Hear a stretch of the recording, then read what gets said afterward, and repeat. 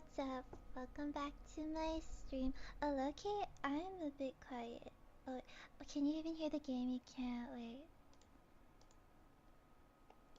Over. Oh, yes, yes, I am streaming, guys. Yeah, I'm gonna turn myself up. I'm really quiet for myself. Actually, I'll turn everything up a little bit, because I watched my last stream. I didn't realize how quiet everything was. Like, I need to make everything a bit louder, actually. So I'm just gonna do this, and I'm gonna hope this is good. So, 12, mic 3, everything else. Okay, guys. Welcome back to my stream. We're playing Katawa Shojo again. This is a part 2. So, yeah, we stopped last time. We were at the library. And that's where we're gonna continue up. I would like to wait until like some joys, cause then they'll like miss a part of it, but I don't know. I'm just gonna hope that it's okay. I'm just gonna hope. So, well, either way, I can just like, if someone joins, I can just update them on like everything that's happened so far. So, hopefully, shall be alright, right? Should be alright.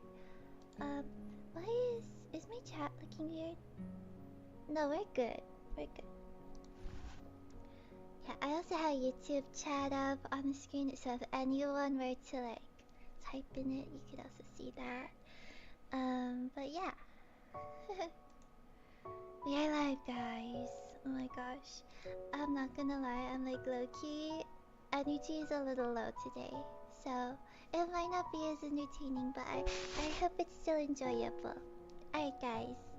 Let's get in the game. I don't like long intros, so let's get in the game. Oh my gosh, guys. Okay.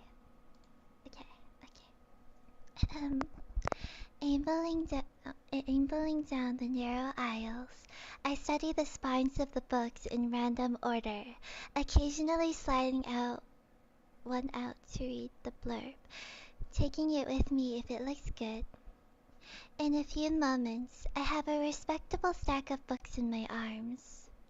I guess I'll never be stuck for choice in here. The normality of the book sinks in.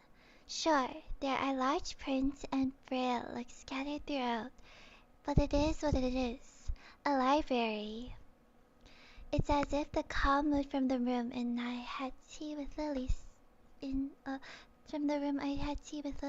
snuck in with us in here. Unless it was here to begin with. Something about that puts me at ease, just like before. I reach the end of the aisle and find a collection of desks, set up for study or personal reading. Going a little further though, I discover a nice quiet corner at the back. While the rest of the library has the odd student sitting at a desk either reading or stealthily sleeping, the back is pretty much deserted. As I glance around, I see someone who I recognize on one of several beanbags. It's the dark-haired girl from my class, the one who snuck out of the classroom earlier. It's her! Wait, low-key, I like somehow knew she'd be here. Like, I was thinking about it last time. I was like, she probably went to the library. What if she's like the librarian? Although that was wrong. I knew she'd be here, guys. Okay. She's reading a book, keeping it close to her face which make her look like she's really into it. From the way she was acting today, I had pegged her more as of a delinquent than a bookworm. In fact, her mysterious disappearance from the class raises all sorts of whys in my head. Intrigue floats slowly but surely towards the surface, and before I know it, I'm walking towards the mysterious long-haired girl. I guess there's no harm in introducing myself as I would with anyone else. She's a classmate after all. After walking to another beanbag, I take a seat and lay my books beside it. The girl starts. looking scaredly up at me from underneath her fringe. This is the first time I've ever seen her this close. Underneath her long, dense bangs, I could see that part of her face, if at least not if a half, is pretty badly scarred. My eyes are immediately drawn to the scars, subconsciously peeking past her hair until they meet her own eyes. For a second, I am shocked. I divert my eyes to the book in her hands, but before I realize that looking away probably only makes it worse. It takes too many seconds to collect myself and remember what I walked up to her for. Oh, should I say? Hi, I'm new here. Hassan Nakai, we're in the same class. I'm sorry I didn't mean to startle you. I feel like these are both good options. I want to apologize first, though. I'm sorry, I didn't mean to startle you. Or, wait. Cause, like, oh yeah, I want to apologize first and then say hi. I feel bad. Okay. No, I came up to you for a reason, though. Let's introduce ourselves. Hi, I'm new here. Hassan Nakai. We're in the same class. Oh. I just transferred here the other day. Maybe you don't remember? I did a self-introduction too. Oh. The girl still didn't say a word, but simply stares at me, wide-eyed. I'm still getting used to this place, so I'm trying to meet as many people as I can. So, what's your name? Hanako. Her speech is stuttering and so quiet that it is barely audible even in the still library. Somehow, I think that my delicate impression of her was wrong. Hanako, so what are you reading? Well, I like her so far. She's so cute. Okay, she gently tips the book backwards so that I can read the title, at the same time hiding her face behind it. She must have noticed me staring before. Oh, Life of Pi? I've never heard of it before. Hold on, give me a second. What's it about? A boy and the tiger on a boat. I can see this taking some time. Sounds interesting. Is it any good? She nods from behind the book, but stays quiet. She looks kinda tense, a bit like Yuka earlier, but in a different way. More like petrified with terror, I'd say. Oh, she's just like me. Oh my gosh. So the mystery delinquent girl turned out to be anything but, as she is quivering in a way that makes it look like she is mortally afraid of me. The only way out of this, as far as I can tell, is to try and get a normal conversation going. Is it a library book? I'm looking for new ones to read, but there's just so many. Oh, hi Diaper! Hi! Oh, welcome back here. We're playing the game again. We're reading the visual novel again. Like I said I would yesterday, so we're here. Yes. We just met this girl in the library, and she's really socially anxious. That's what happened so far. I'm in bed. I have to sleep soon. Oh, that's okay. Yeah. Because at school, yeah. I don't have school, so I don't have to sleep. But yeah. So, I guess you'll be here for like just a little. Okay. Have a good stream, though. Okay, I'll have a good stream. Okay. So you're leaving? Okay, bye. Okay, I'll keep reading. Is it a library book? I'll stay for a little bit. Okay. You'll be here. Okay. Is it a library book? I'm looking for new ones to read, but there's just so many. No, it's mine. Oh, so do you come here often? A huge bush spreads spreads on Hanako's face, and her eyes widen far larger than I thought it was possible for eyes to do. Uh-oh, did she interpret my lame attempt at small talk as a feeble attempt to pick her up? I mean, I didn't mean it like that. I... I'm gonna do something! I'm sorry, so I'll end up having this stream in the background while I sleep. Oh, okay. Okay, I understand. Without warning, Hanako takes off and runs towards the counter. Her hair like takeoff catches me so off guard that I don't manage to go after her until she has a good head start. By the time I reach the counter, she's nowhere to be seen. Oh. Lily and Yuko are happily chatting away. Knowing that I won't be able to catch Hanako myself, I approach the girls. Hey, did you see or notice a girl run past here? Maybe. What did she look like? Long, dark hair, kinda shy. She had, well, some scars on her face. You wouldn't be talking about Hanako, would you? Yeah, that's her. I saw her reading and tried to talk to her, but I think I scared her off or something. Oh dear.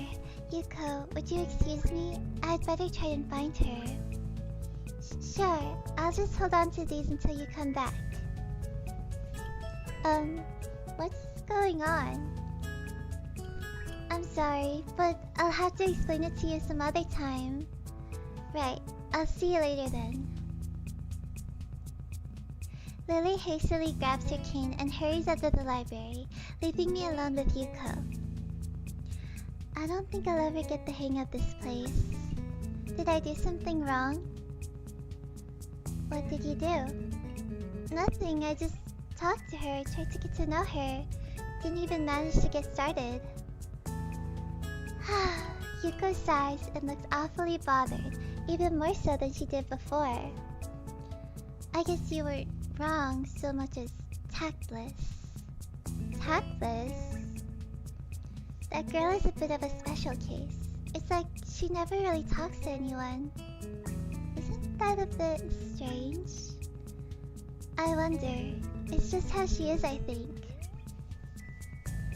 Yuko doesn't sound all that convincing. Then again, maybe this is just the normal around here. Everyone has their own problems, or else they wouldn't be here. Perhaps I was being a little bit tactless after all. But how should I deal with these people? Forcing myself to act overly casual only makes me feel phony. Like, I was supposed to be ignoring the elephant in the room. Yuko fidgets, looking like she wants to say something to that, but resists it. I think it's an elephant only if you feel that way. I guess she doesn't have a good sense of self-restraint. It makes me smile, and she blushes heavily. What? Did that sound stupid? No, it sounded really wise. I guess you're right. It's more about me than anyone else. Neither of us had anything to add, so Yuko fills the silence by shuffling some papers around. People who have papers on their desks really like doing that. Did you find any books?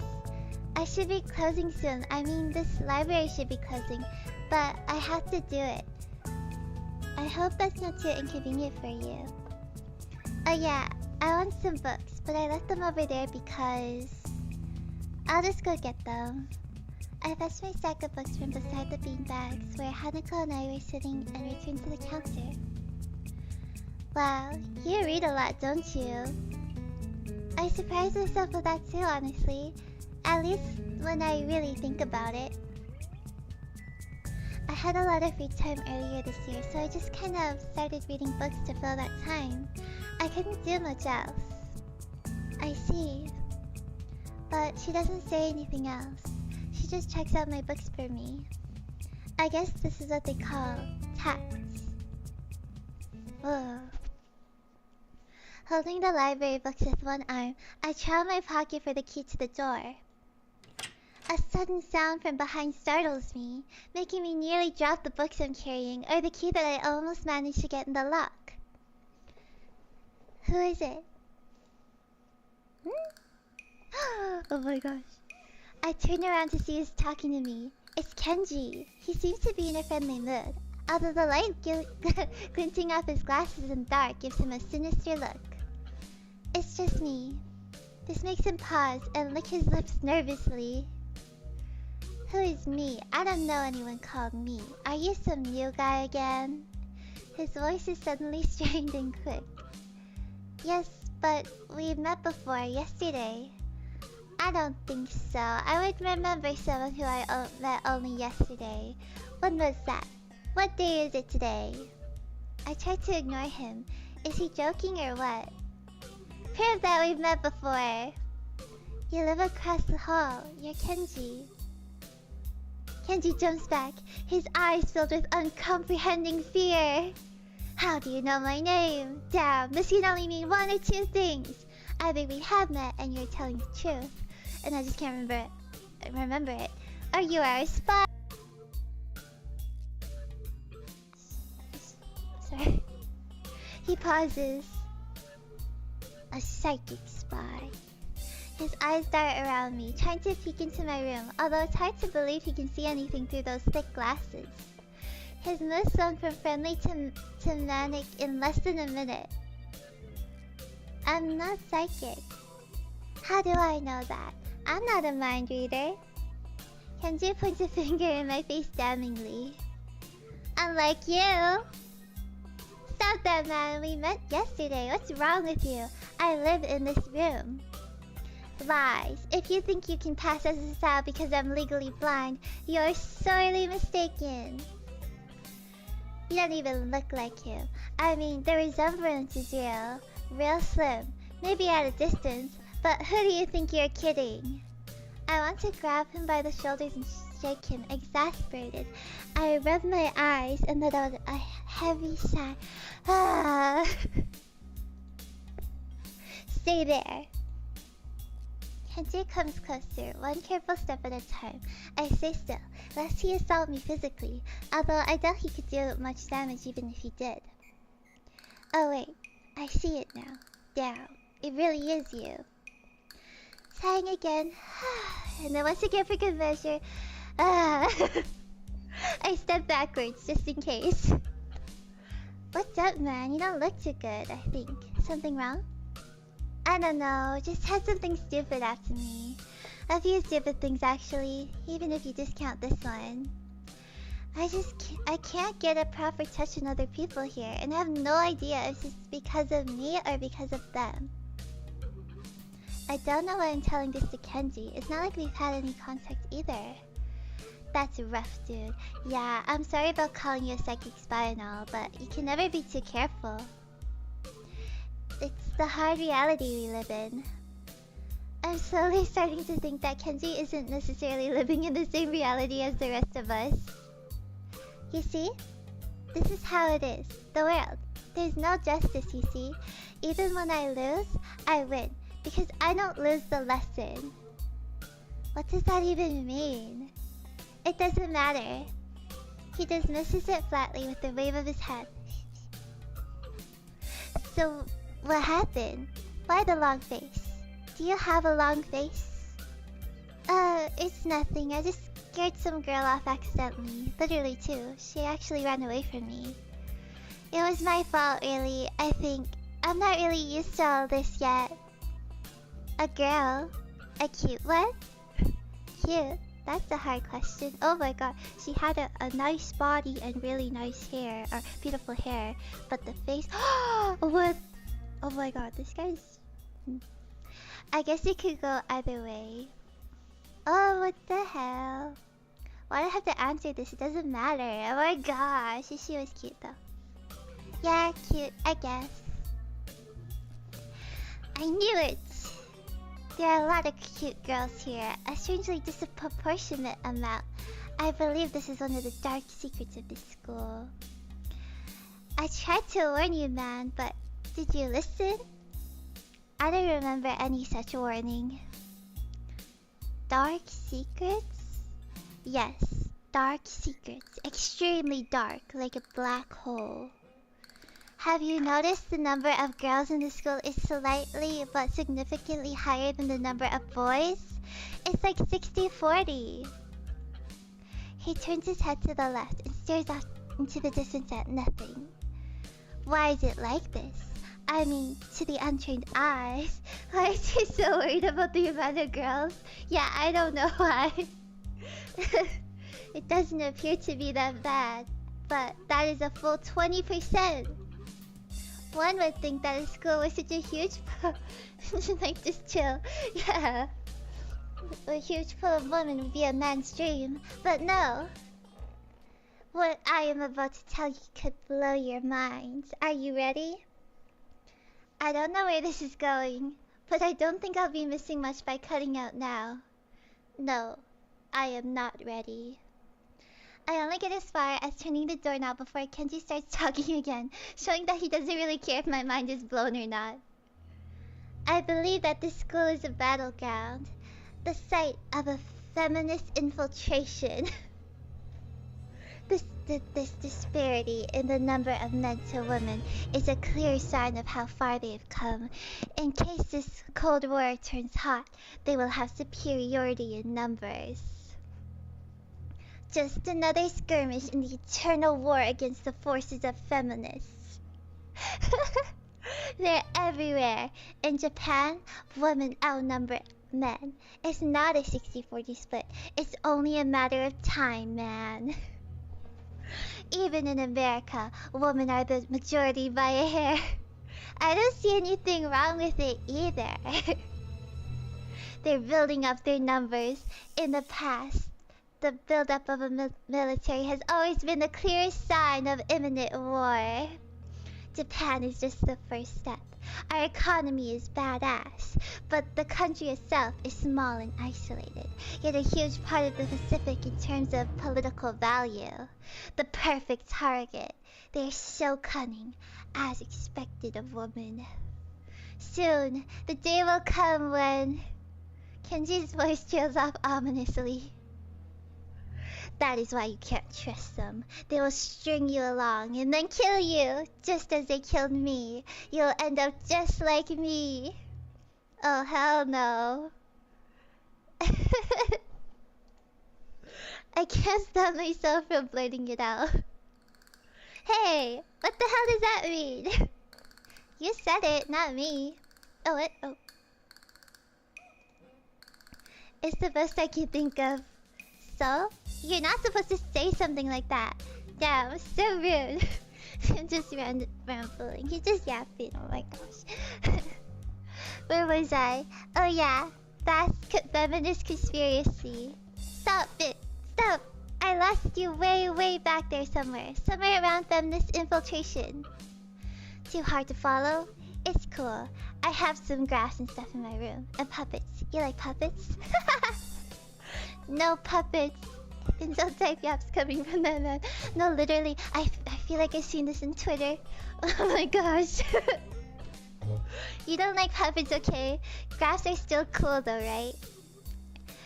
He speaks it energetically, responding almost before I'm done talking, moving his hands in an animated way as he continues to rant on. This is too strange. I had him pegged as relatively normal, but it's clear that I was wrong. The insults are a different breed. They are. They really are. Something on your mind, dude? Just thinking about what it's like to be...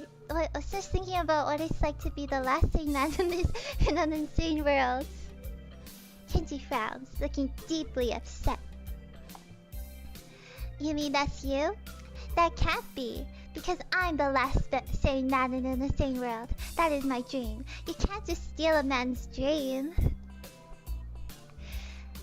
What the hell? There can't be two lasting men. It would invalidate the whole last part. And that part is kind of important. There can only be one. Like in that foreign movie where there can only be one. And in the end, there is only one dude left because that was the point. I have never seen anyone talk so heatedly and so defensively about absolutely nothing before. Anyway, if you wait here, I could get my graphs. I also have a list of other dark and complex conspiracies that this school holds as tangled as. quick. Finish my analogy for me. Be a pal. I'm going to bed now. It's extremely late.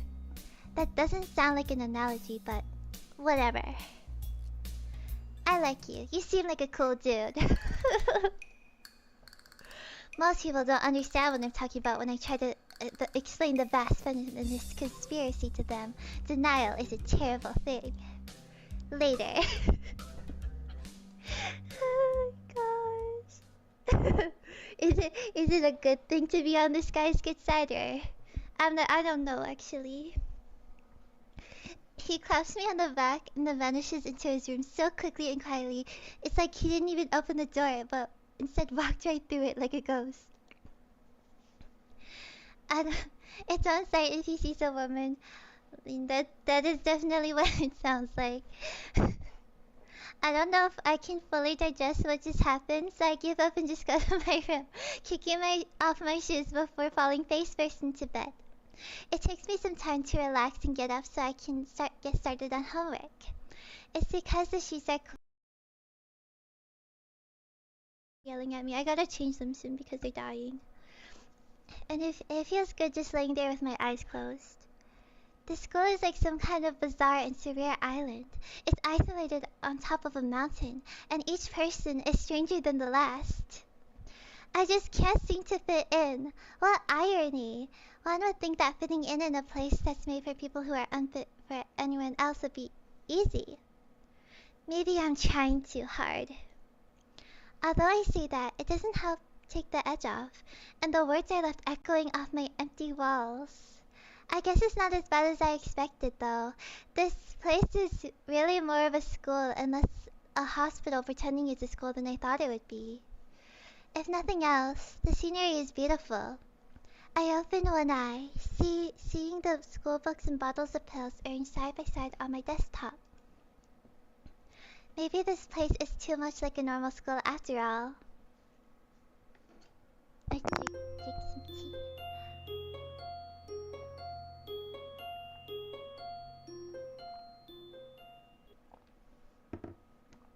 I really hope you can't hear that, but I'm sure it's fine. I feel very tired this morning, probably because of yesterday itself was a very tiring day. On top of that, I woke up far earlier than necessary. After saying hi to Shizune and Misha, I start doing the work as instructed from the board. It already looks like today is going to be heavy. I don't have a problem with that now, though. Shizune and Misha might jump on me trying to get an answer about whether or not I've decided to join the student council, even if it's just one day. I wouldn't put it past them to try, and I don't have an answer for them if they do, so this situation is convenient for me. About 10 minutes into class, Hanako walks in and takes a seat, but no one looks at her. The teacher doesn't even comment on her lateness. He does, however, stop us to say that we're going to break into groups again. I turn my head and see that Shizune and Misha are looking at me. Shizune gives me a smile that is equal parts cute and menacing. This is a smile that says, "We have you now. There is no escape." Hichan, it looks like we're together again. Yay, yay! Misha leans sideways while Shizune approaches her desk closer to mine. There's really no escape now, unless I were to jump through the window. Jumping out the window isn't the best option, sadly. What's wrong, Hichan? Oh, Hichan, have you been thinking about what you said yesterday? You said that you would think about joining the student council, didn't you? It's okay, Hichan. We were talking about it after you left, and it would be weird to expect you to have an answer already for this early, right? Right. Ah! I'm so happy that you two are able to have a laugh at my expense. I'm even more pleased to know that you are both crazy about how crazy the two of you can be. Now that that's over, Shizune snaps back into serious mode and smacks today's assignment with the back of her hand in an overly dramatic and important way. When I actually look at the stuff, it's mostly just reading. In fact, there are only 2 problems. I almost want to say something about how rushed to get started how her rush to get started seems a bit much, considering the small amount of work. In fact, Shizune probably knows how little there is, and simply doesn't care. Yeah, it seems like the workload doesn't matter to her as much as the fact that there is work. The actual amount is unimportant. She approaches everything with the same level of ambition.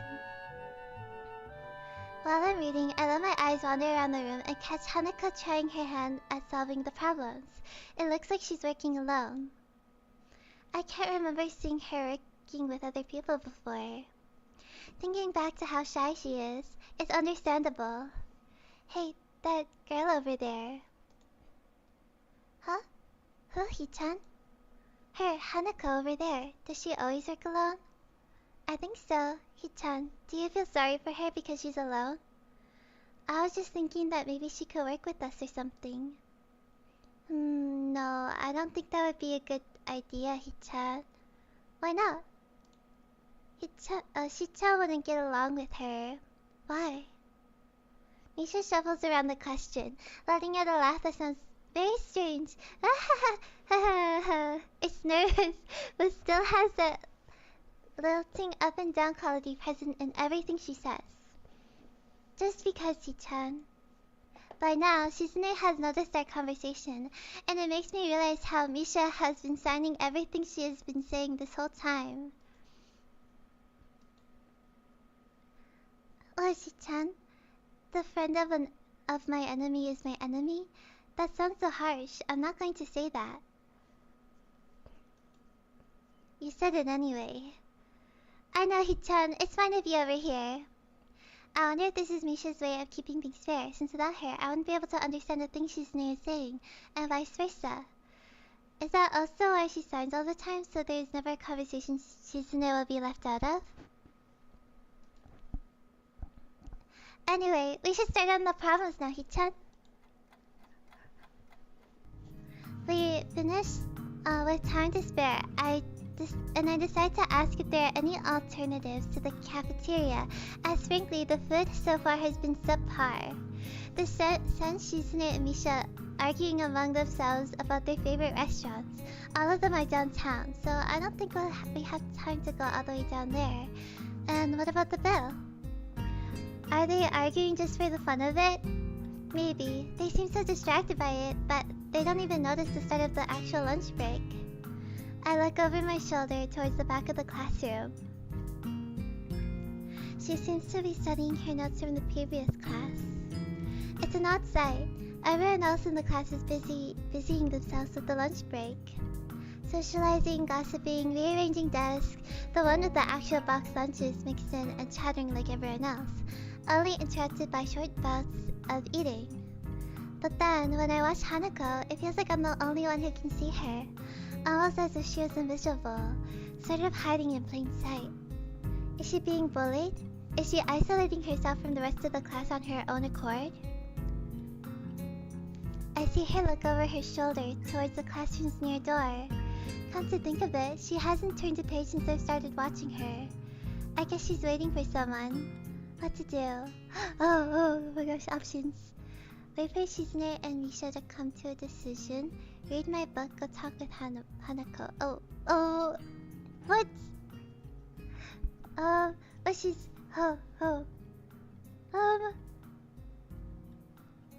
Wait, I don't know. I don't want to just go up to her, because... I'm gonna read my book. I do what I always do when I don't know what to do. Like now. I've already started on one of the books I borrowed yesterday, and took it with me to school to fill the empty moments between classes. I find the page that I creased the corner of to mark the spot I left yesterday night, and pick up from there. Misha and Shizune were still arguing heatedly, probably about the restaurant still. If I join them, I just get caught up in that, or worse, get grilled about joining the student council. Misha isn't speaking aloud since there is nobody who needs to hear what they are talking about. But why does she tend to sign things even when Shizune doesn't need to understand what's being said? Or even more strangely, when Shizune is not around at all? What an odd conflict of habits. I find it hard to focus on the book. Besides, the lunch break beckons me to leave the dullness of the classroom. I do so, heading down for the cafeteria. Misha and Suzume, having come to a conclusion of one kind or another, follow in my wake, though still talking in their animated fashion. Just around the corner of the hallway, something hits me in the chest with the force of a runaway train. Oh, ouch. Oh my gosh, a woman.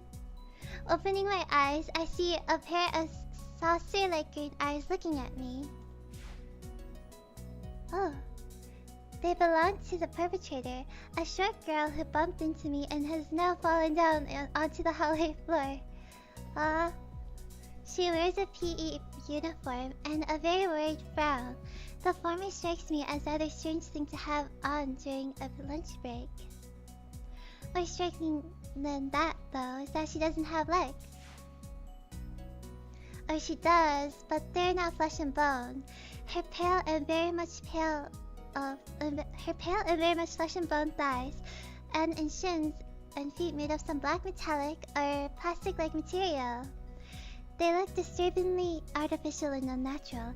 It almost makes me forget that my chest is hurting. The girl winces a little, rubs her nose, and jumps up.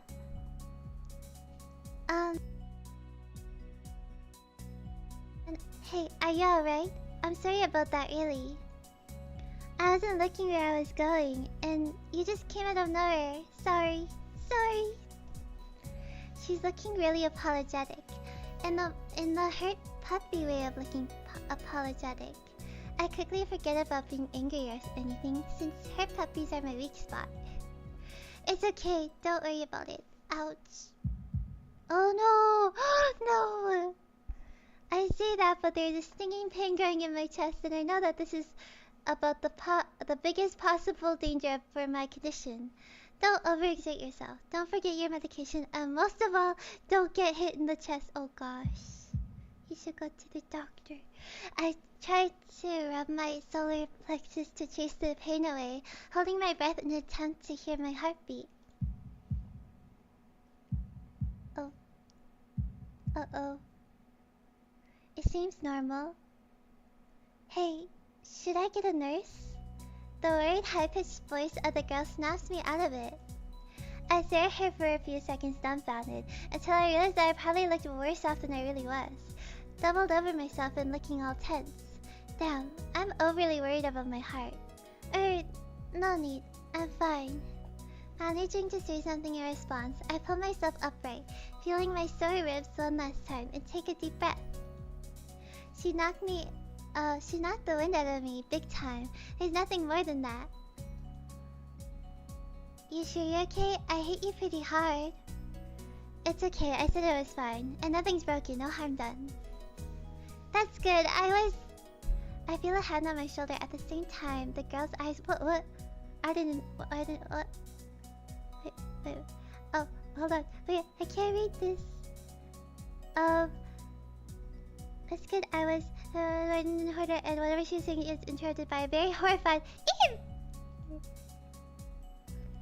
I don't have time to look behind me because Shizune is already shoving me aside and stopping over to the girl, sounding furiously at her.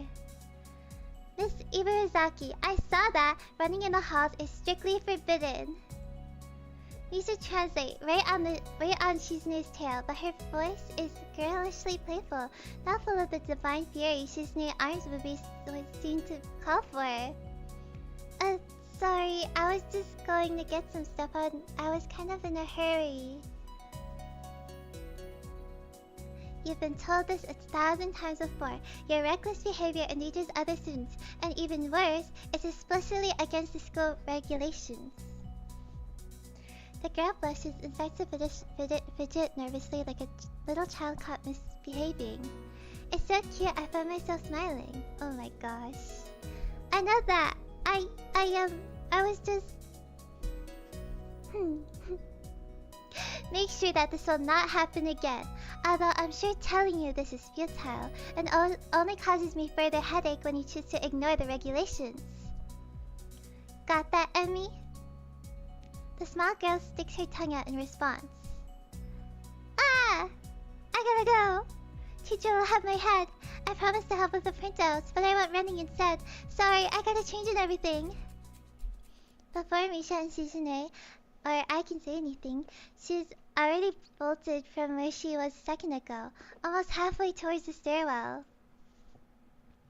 Shizune looks like she's about to go nuclear on the spot, so I smile at her in a vain attempt to calm her down. Are you okay, Hit-chan?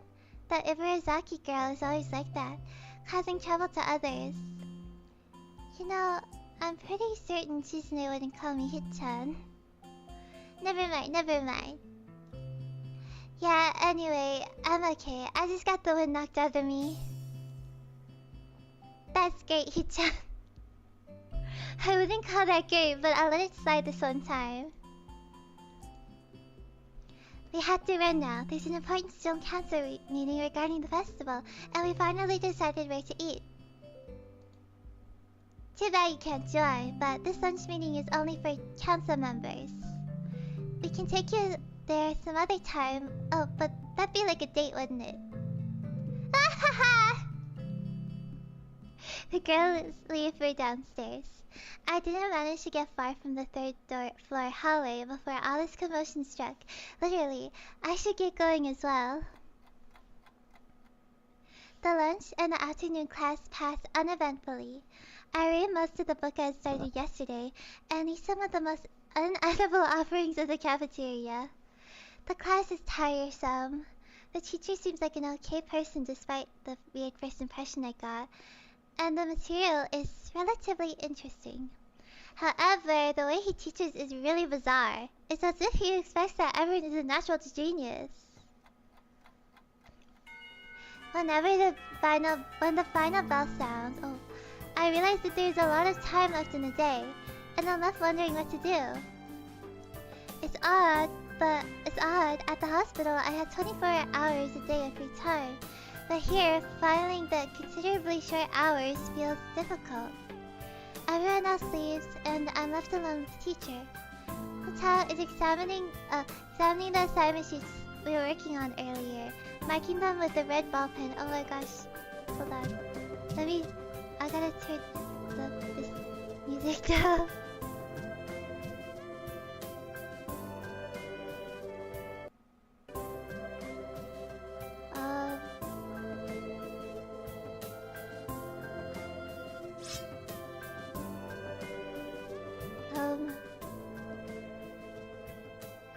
I think you should be good, and then I'll just turn my volume down.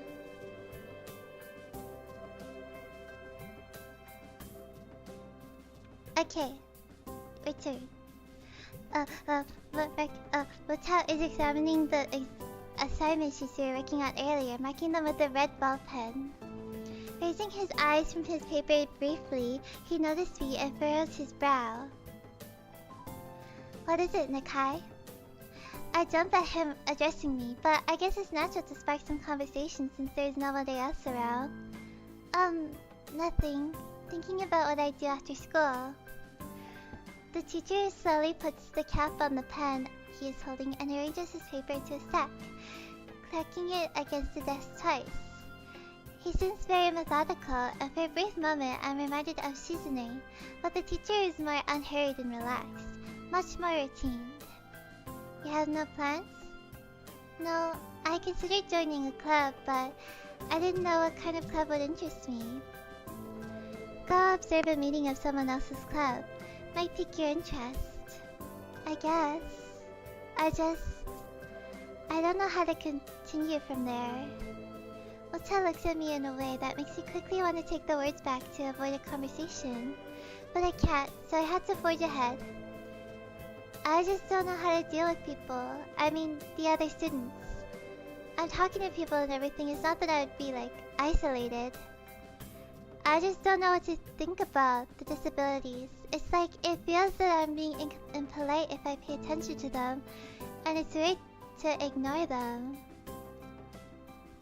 Damned if I do, damned if I don't. The teacher scratches his cheek absent-mindedly, looking very unresponsive. These things are only an issue if you make them one. You can talk normally with someone even if they are blind or something. Try to look behind the superficial. There's not a single student here who isn't just normal kid behind whatever they might seem at the first glance. He says the same thing Yuko did.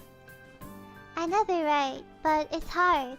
How can you not consider, for example, Shizune's deafness, when the only way to communicate with her is talk through Misha? Or Hanako. It's not like you can ignore her face. But... oh my gosh. I'm interrupted by the door of the classroom suddenly slamming open. Teacher! Misha crashes in, hands straight in an enthusiastic greeting, her voice loud and lively enough to wake the dead from their graves. She starts towards the teacher's desk, with her bouncing step, hands energetically swinging with the rhyme. Matao, visibly dismayed at the interruption, and Misha in general, slumps in his chair. Mikado. Misha stops in her tracks and looks around cluelessly, as if she's sensing from his tone that something's wrong but has no idea what. Yes?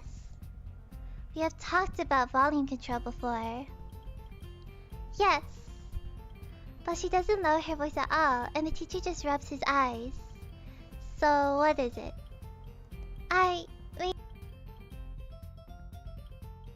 We are running out of supplies for the festival stands. This is a distress.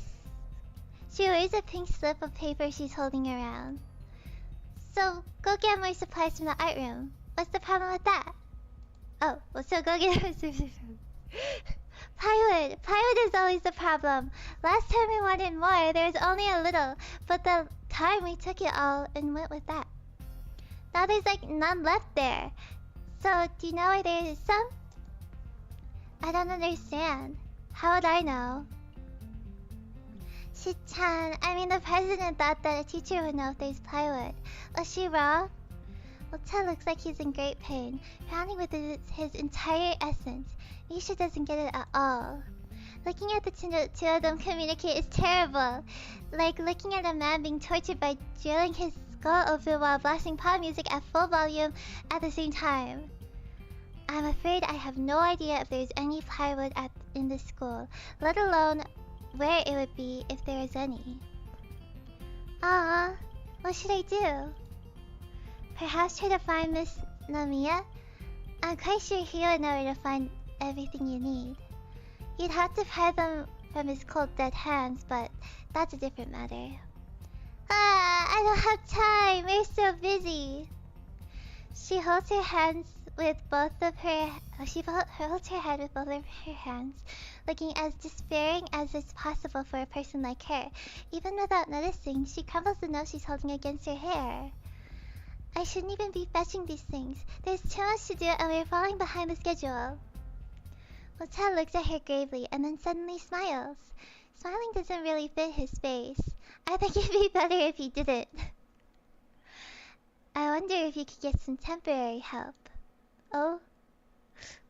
He switches to staring at me focusedly, with a hard expression, as if he's trying to say, go make some friends. I guess I could give you a hand. You can? Thanks, Hichan, you're really nice. She pauses, does a double take, and then points at me with her fingers, yelping, ah! And looking very puzzled. Come to think of it, what's Hichan doing here? Class is over, you should be having fun. We just had a little chat. Oh no, it's not detention, is it? Are you in trouble, Hichan? No.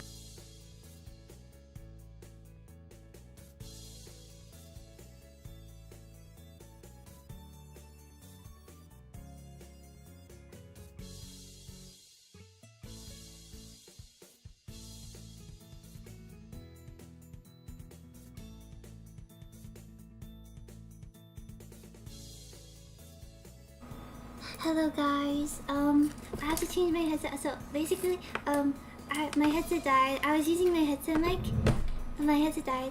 So I'm currently changing my headset. I'll probably sound really different right now. It's okay though. I just plug this in. I have a dollar store headset, so I'm using that. Okay, headphones. Hello, hello, hello. Oh, I can't hear. Hold on. Hello, hold on. What can I hear? I need to sleep now. I have to get up at 6 a.m. It's 1:35 a.m. for me. You should go to sleep then. Hold on. You, you should go to sleep. You have somewhere to be. You should go sleep. Okay. I hope my audio is okay. I actually can't hear anything still. I don't know what to do about that. Look. Oh, there we go. Oh my gosh, I can hear now. Just scrolling it plus overthinking is killing me. Oh my goodness.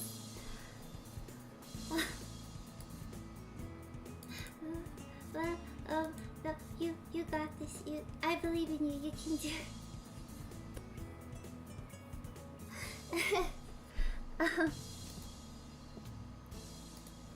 Oh my gosh, everything is so complicated right now. Okay, wait. Okay, I need to do this and then... This should be fine, right? I already know I'm gonna be napping in my first couple classes tomorrow, so it's like whatever. Yeah. When I was going to school, I would always do that too. And then my teacher was always mad at me, and my teacher was always like, this is not a place to sleep, guys. You gotta get work done. But the thing is, I would always get my work done early, so he had no reason to be mad. But like, he would get better anyway. Oh, anyways, it's almost graduation, so it's not too much of a worry. Oh yeah. Yeah, it is. Oh wow. Oh, you should be good then. Okay. I'm gonna fix my audio. Okay, we're good. I never took naps in classes until I got into 12th grade. Yeah. I started taking naps when I got into high school. mostly just because there was nothing to do in class. I would just finish all my work. And there was nothing to do. I wasn't allowed to be on my phone. I wasn't allowed to like draw. I wasn't allowed to do anything. And then I would just sleep. And then teacher would get mad at me for that too. And I'd be like, whatever. Is Hee-chan in trouble, teacher? No, he's not. That sounds nice deeply. And I feel that I have to help me to get her off the teacher's back. So, what do you need? There's a list. I can try to find. Oh my gosh, wait, actually. They banned phones because of state law this year in my school. Yeah.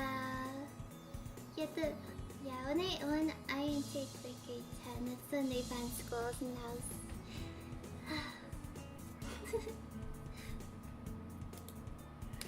She offers me the note she's holding. I take it, hesitating a bit.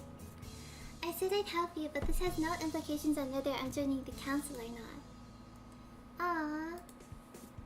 So, thanks Hee-chan. Try to be quick. We are in a stalled building streak right now. We must hurry. She bounces out the classroom, leaving me and the teacher looking at each other with something that feels like a silent agreement. Well, there you have it, Nakai. You have something to do now. Please don't sound so smug. I'm gonna have the stream playing in the background while I go sleep. Good night and have a good rest of the stream. Okay, good night, Dave. Good night. Have a good sleep. I'll have a good night. Okay. Goodbye. Looking at the list of the number of items ranging from paint to plywood, it's written with small, neat handwriting that is undoubtedly Shizune's. I leave a sigh. I'll be going then. Leaving a long list limply at the teacher, I exit to the hallway.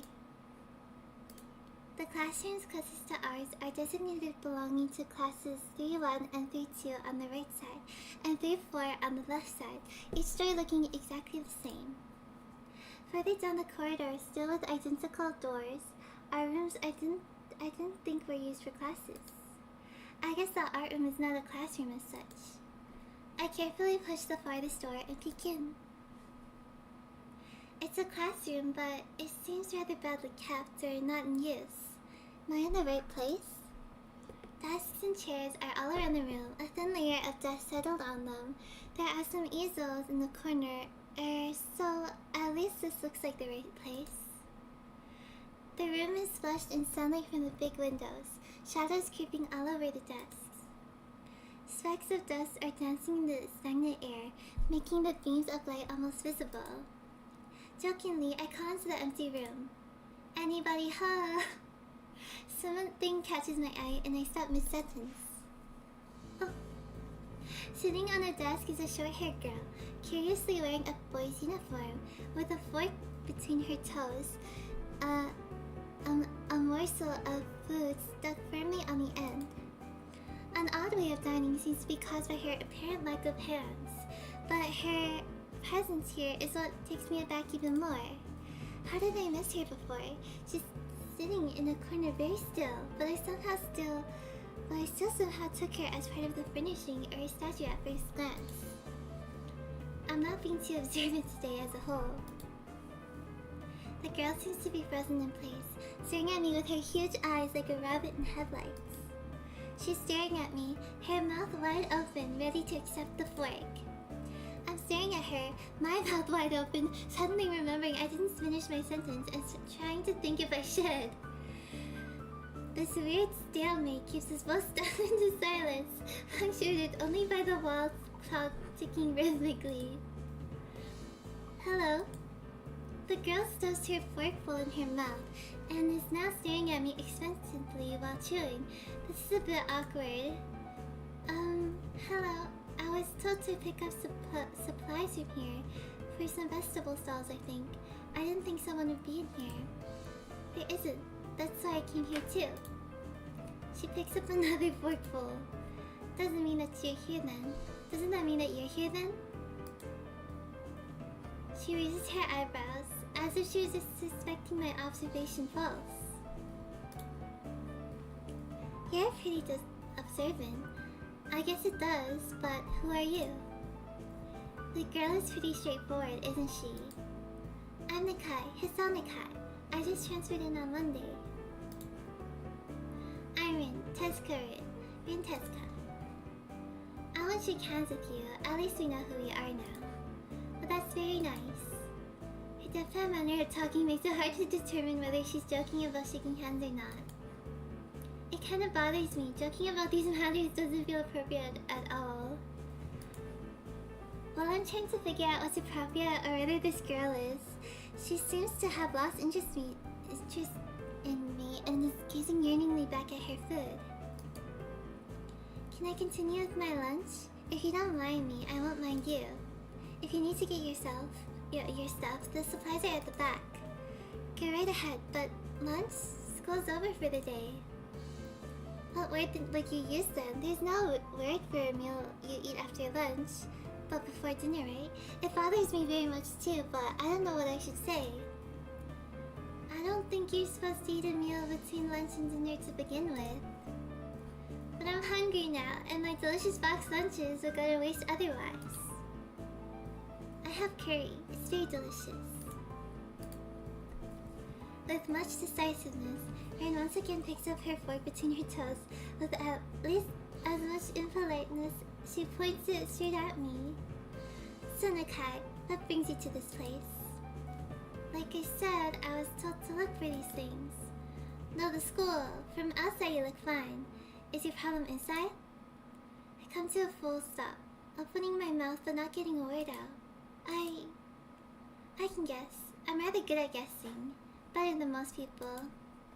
Rin cuts me off before I can answer her question, or skirt around it somehow. I don't know which way I would have done.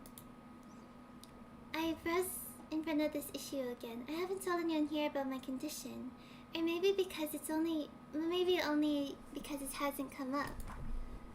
I do get the feeling that's not making issues of this part is the social code here, as the teacher said. I wonder if the people here could relate. Probably not any better than any normal person could. I can't relate to Susan's circumstance, or Lily's either. Naturally, while I go through this in my head, Rin keeps considering what my condition could be, with an overly contemplative look on her face. She puts her fork between her lips and leans back, looking at the ceiling as if the answer was written up there. A beam of light illuminates her face from the window side, creating a mask of dark shadow on the other side. I don't think it's anything in your head, and something in your guts would be boringly ordinary, like this lunch of mine, and less delicious. The problem must be in your pants. This messed up Sherlock Holmes kind of statement, and the sheer lack of tact it was delivered with catches me completely off guard. I think I might have reeled back even physically as Rin's eyes widened in revelation and astonishment. So I was right. There's something wrong with your tackle, isn't there? Still partially in shock, but recognizing the need to reply something, I spit out the first thing I can think of. No, nothing like that. I have a prod problem, arrhythmia. I said it. I blurted it out, but I said it. The girl in front of me purses her lips together and glowers at me, looking very disappointed. How boring. Trouble in the pants would have been much more scandalous. What's with this reaction? I'm sorry to let you down. I forgive you. I collect people, and a person with, that kind of problem would have been really great. Collect people? Collect people with different problems. So you just go around asking people what's wrong with them?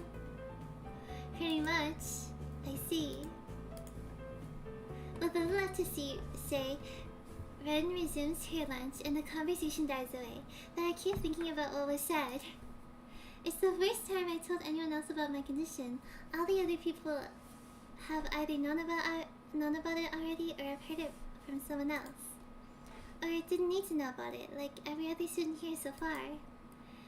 Should I have told it as part of my introductions? Is it expected of me?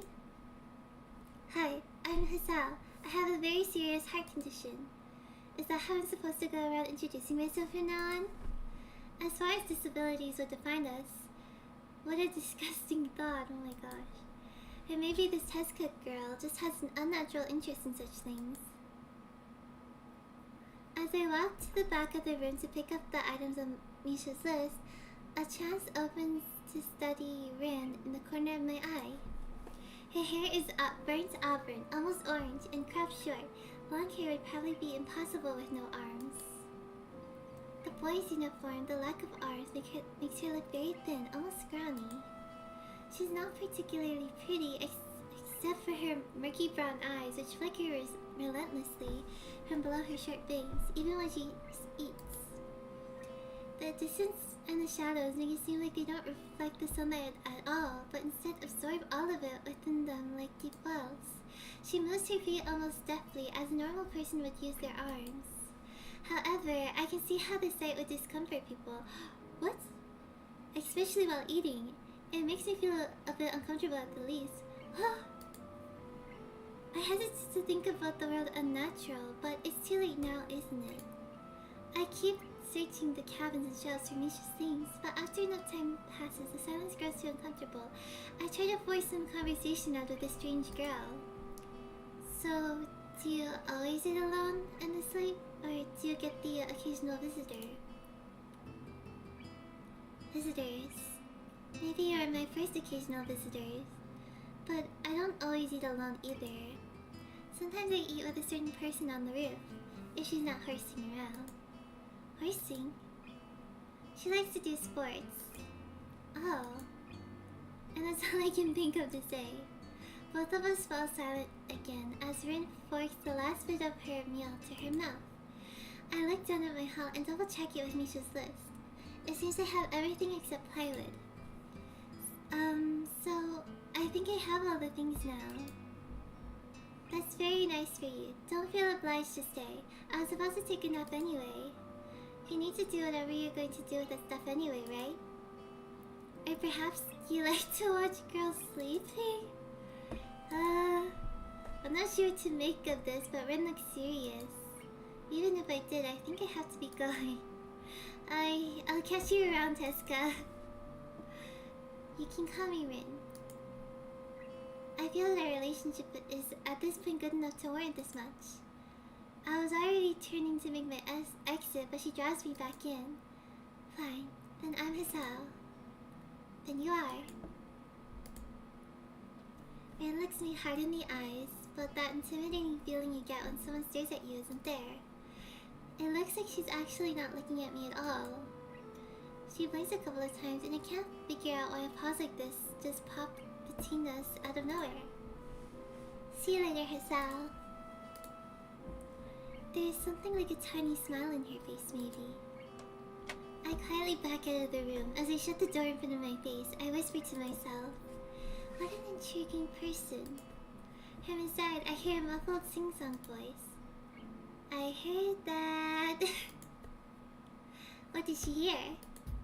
I jumped at the sudden appearance of Misha, who I had not heard approaching despite the completely empty hallway. Somehow she had gotten to jumping distance of me without making a sound. Creepy, it reminds me of Kenji's nutty theory about global feminist conspiracy, but I pushed that thought aside. Shizune, standing slightly behind Misha, looks aloof as she couldn't have heard the remark that drew Misha's attention, but Misha is visibly excited. No wait, more importantly, who's in there? There's no club meeting today. She tries to curiously peek at me, even though the door prevents her from seeing it anyway. What are you doing here? You took so long that we had to come check what's wrong. That's not good, Hee-chan. She wags her finger at me scoldingly. I found plywood, but everything else is missing because you are tardy. Oh, sorry. I got the things here. I got the things here. I was just gonna bring them. I was thinking you're up to some mischief, Hee-chan. Who is in there with you, I wonder?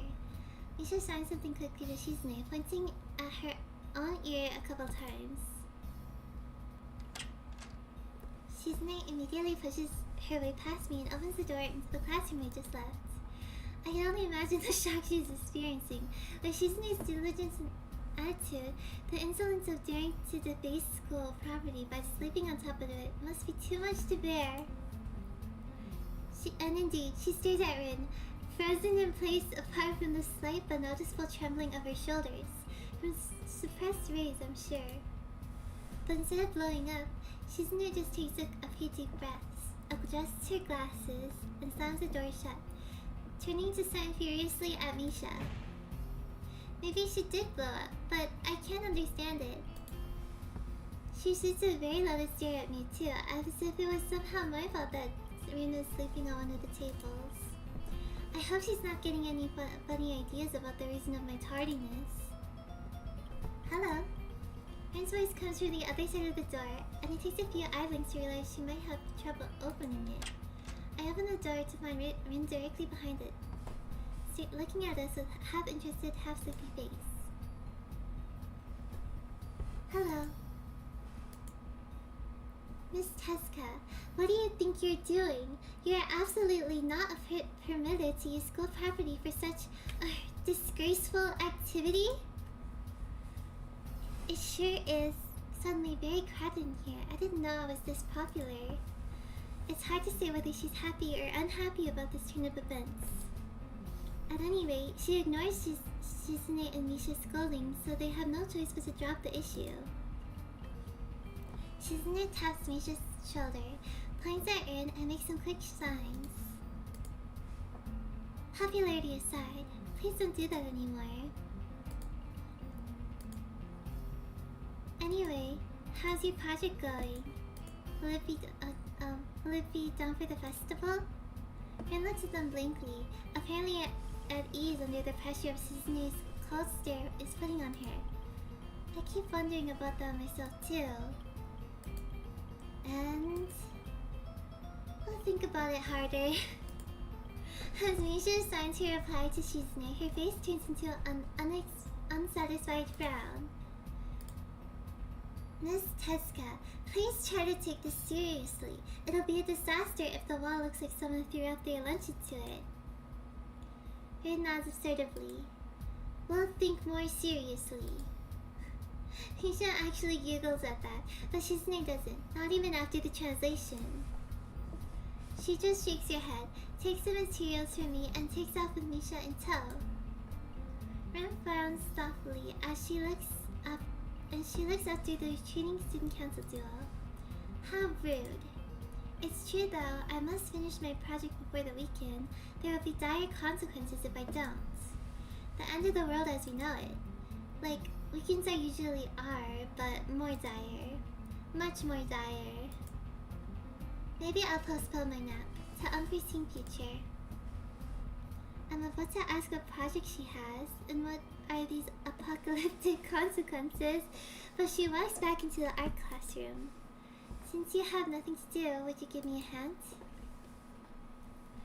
This paint doesn't fit into my bag, but I need it.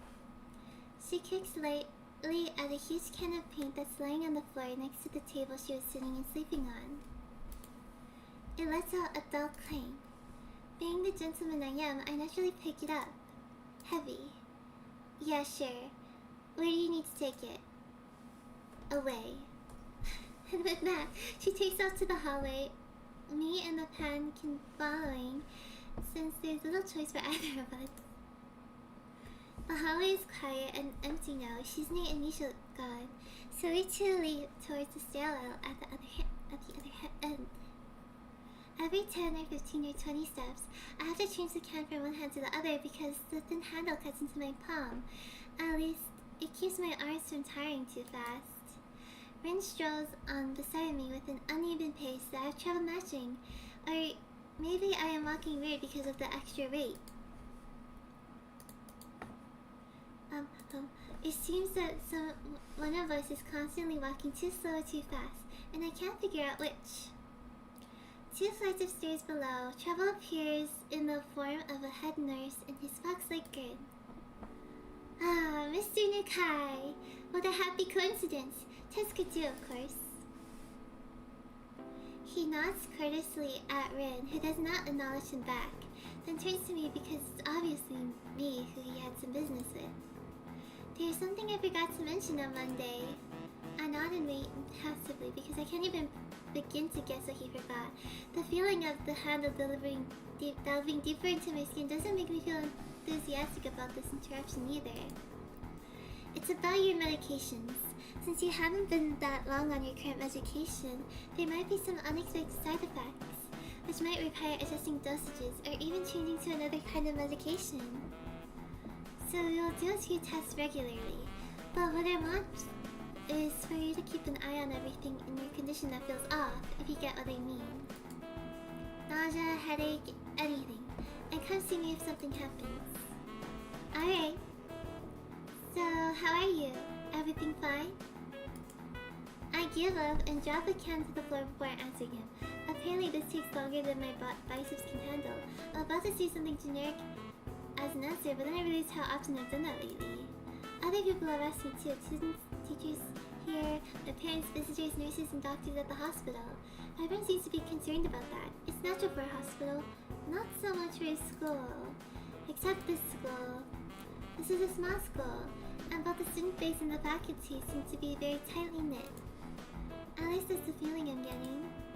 And this is not the kind of school that gets transfer students too often.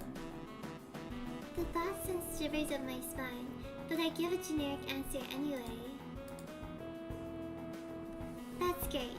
Also, one other thing. My sources tell me that you've been at neither school track or even the pool, so I'd like to know if you've taken up exercise as I asked. Of course I haven't, but his way of inquiring makes me feel like I should have been running my ass off on the track since the very first day. You have people spying on me? Not as much. I just happen to know a few people, but that's not the issue here, so don't try to slip out of it. Well, I was actually just doing some improvised weightlifting as an exercise. I pick up and lift the can up and down a few times in like some sad imitation of a bodybuilder, even though it's weighing down on my arms painfully. The stupid grin disappears from his face for a second, then comes back as if it was never gone. Tezuka, would you give us a second? The nurse grabs me by the shoulder without waiting for Rin's permission, which he doesn't need in the first place, and drags me aside. When I told you to exercise, I wasn't joking. I understand that you are still on your first week and all, but please don't ignore the importance of this. The reason I'm coming this hard on you, that habits are not easy to form. The more you slip and postpone, the harder it'll be. It's the same with everything, like dieting. Can you promise me to be more serious about this from now on? Yes, I can promise to be more serious. Yeah, I promise. Definitely. He studies me for a moment and then shrugs, smiling again. Okay, that's more like it. If you go to the school track tomorrow morning, you'll meet my spy, who probably has no comms offering consultation to you if you want to jog a bit. Consultation? See you around. He leaves with a wave of his hand and no answer. I walk to Win, who has been waiting, idly leaning against the hallway wall, staring at the pale lighting fixtures in the ceiling. Even when I approach, she doesn't move her eyes off of them. Are you getting medications for your heart thingy? Were you listening? It comes out more accusatory than I intended, accidentally lashing out on her. But even so, I don't really want to start talking about it. I just met her. I don't know her. It's not her business. The nurse seems to be happily ignorant about confidentiality too, talking about that kind of thing in public. But it's not Rin's fault, is it? I look up at her, suddenly feeling a bit guilty. But Rin is just staring past my shoulder quizzically, her head tilted like a bird's. I don't know why this is so hard for me. It feels like there is some inexplicable lock that prevents me from being more upfront about this. Yeah, they're from my heart. Will they make you better? No, not really. They just make me a little less worse. Ren keeps looking at me for a while longer. She neither says anything further, nor displays any kind of emotion I could discern. I'm thankful that she doesn't. I think I'm still not quite used to this. At the hospital it was easy, but I still haven't sorted my feelings about having to live a normal life with this disability. We leave the main building, and Rin leads us onwards towards the dorm. We stop at a small patch of greenery in front of the dorm building. The dorm is built on a slightly elevated ground, with a wall and a few trees that everyone has to circle around every time they come or go. It's probably the only inconvenient design in the school. The entire wall, made of some kind of bricks as the building itself, has been covered with some sort of painting. Most of it is still mere sketches, quick lines drawn on the back, black and white, against the gray plastering that covers almost the entire length of the wall, but some places look a little bit more finished. There are human faces and legs and hands. I can't say what the painting as a whole might portray. Sacks of what seem to be paint cans are arranged in piles on the ground, besides the wall. See, the left side is hardly off the ground yet. It's because I couldn't get in the mood yesterday, so I gave up and went to meditate instead. Then it was suddenly morning.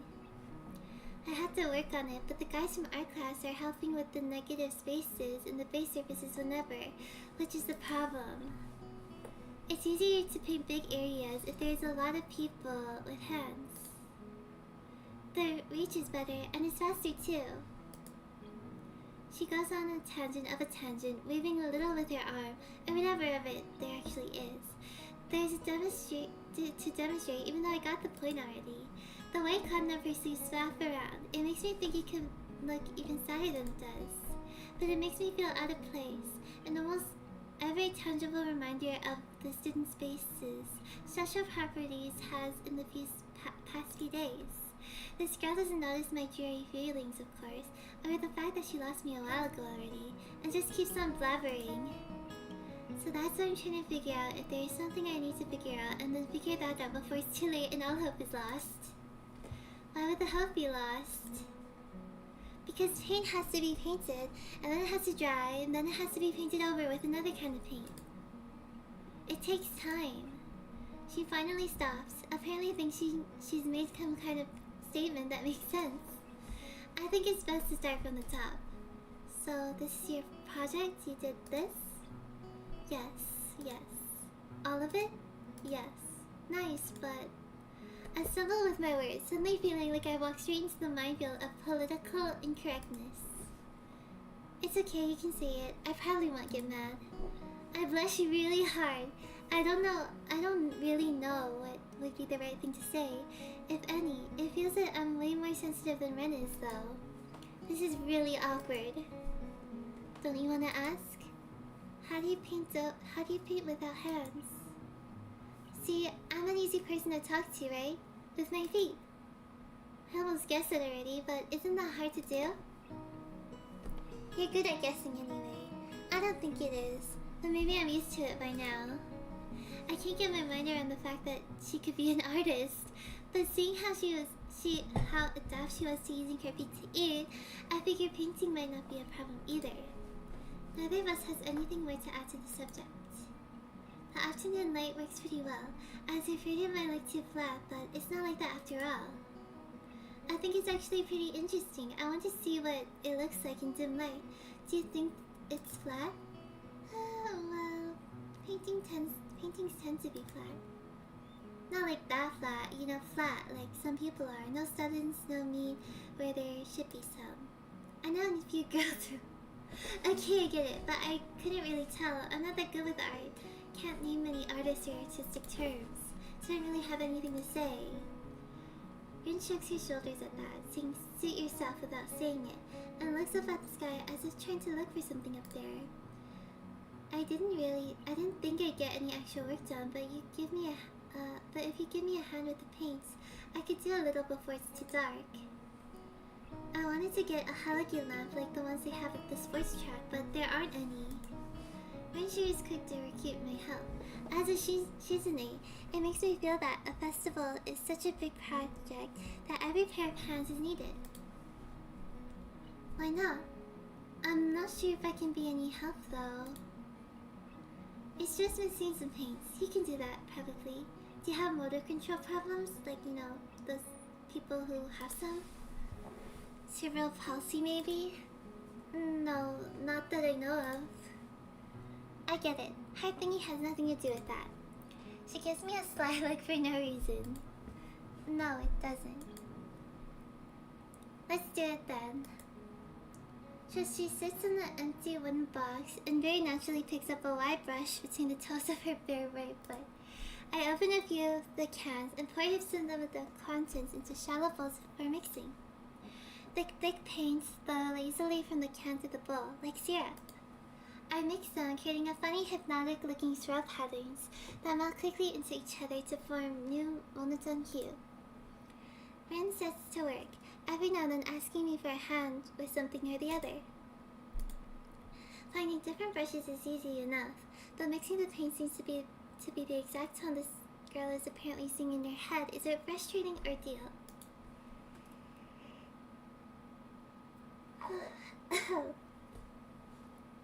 She wants precision down to the last millimeter before she is satisfied, but her instructions are obscure at the best. Add half a splash of green. I crouch down and pick up the can of bright green. The other green, this green. I carefully pour some of the other green paint into the mixing bowl. No, that's almost a whole splash. More white. Is green a good color to add? No idea. You're the artist here. A hint of a smile appears in the corners of her mouth. You lack an opinion? No, it's just that I have no idea. It's okay, because I got an idea. Add more white.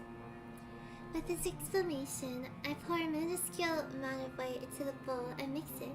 It looks slightly whiter. That's not good. It has to be like the color when you wake up and you know that you saw the meaning of life in your dream, but you can't remember it. Maybe it's yellow. Despite the impossibility of mixing a color like the change of seasons or any other nonsense that was being imposed on me, I found myself enjoying it more than I thought I would. Seeing a painting being born on the plaster wall feels like magic. I spend the moments I have mixed between mixing paints, crouching down on the pavement, and just looking at her work. It feels slightly intrusive at first, like breaking some imaginary intimacy, but Rin doesn't seem to mind the least bit. Maybe it's just in my head. Her entire presence emits a completely different air as she patiently works the details, adding layers of paint on top of other layers of paint, gently moving her foot across the wall to add new shapes. When I manage to produce a masterful mixture of paint, the rare smile on her face is oddly rewarding. Apart from the few words, when discussing paint mixes, neither of us says a word for the longest time. And even though short discussions soon evolve into a shorthand, both of us developing and using weird impromptu code words for various paints and hues, as if there is some need to conserve words in breath and sound.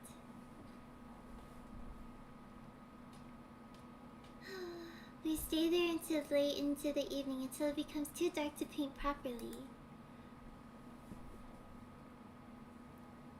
Oh. Oh. Wow.